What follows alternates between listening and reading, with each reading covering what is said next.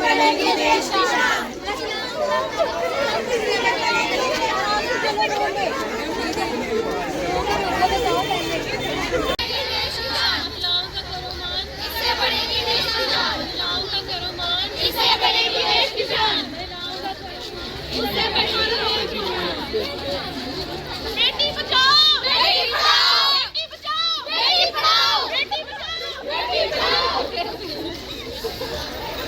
Sanitary napkin है वो हमें हर 4 से 5 घंटे मैक्सिमम कौन से होते हैं। एक तो हम सैनिटरी नैपकिन यूज नहीं करते हैं, और अगर हम सैनिटरी नैपकिन यूज कर but you don't know about the proper hygiene process कि आपको वो सब क्या होता है, मेंस्ट्रुएशन के बारे में था।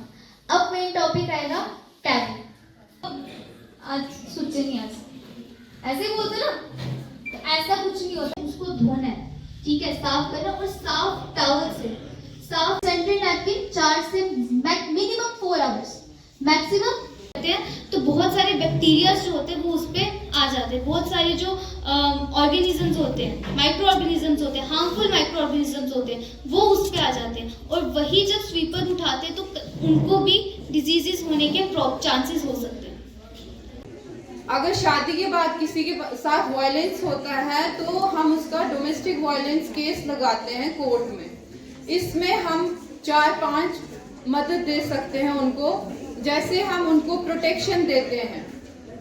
प्रोटेक्शन, अगर उनको कोई भी किसी भी प्रकार की कोई वायलेंस हो रही है, फिजिकल वायलेंस हो रही है, तो जब उसको प्रोटेक्शन मिल जाती है कोर्ट की तरफ से, तो अगर कल को कोई भी उसको हार्म करता है तो विद इन 5 मिनट्स में उस बंदे को अरेस्ट किया जाता है। फिर आता है मेंटेनेंस है, ट्रांसजेंडर पेंशन है, और चौथी है handicap pension. Old age pension जो है गर्ल्स को, वुमेन को लगती है, 55 इयर्स की जो वुमेन होती है उनको लगती है, और जो मैन है उनको लगती है 60 इयर्स में। इसकी डिटेल आपको किसी को भी डिटेल चाहिए होगी, we will share with you. उसके बाद विडो पेंशन है। विडो पेंशन पहले लगती थी 40 इयर्स की अबव की जो वुमेन होती थी उसको लगती थी। सुनाई दे रहा है सभी को? 40 इयर्स से ऊपर जो विडो वुमेन होती थी उसको पेंशन लगती थी, लेकिन अब ये हमारी गवर्नमेंट ने जो एज बार है ये हटा दिया है। अब कोई भी विडो अगर 26 इयर्स की भी है या 20 इयर्स की भी है तो उसको ये पेंशन लग सकती है, ठीक है। उसके बाद थर्ड पेंशन हैंडीकैप पेंशन आपको बताई है, ये विकलांग पेंशन है। ये बाय बर्थ या एक्सीडेंटल कोई किसी को फिजिकली हैंडीकैप हो जाता है या कोई भी उसको मेंटली प्रॉब्लम है तो ये पेंशन जो है उसको लग सकती है।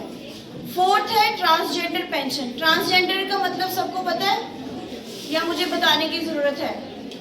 Everyone knows what is transgender.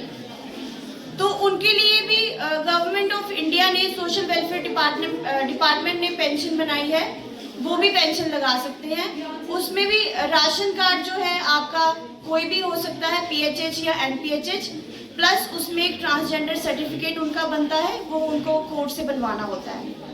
इसके अलावा और भी बहुत सारी स्कीम्स हैं।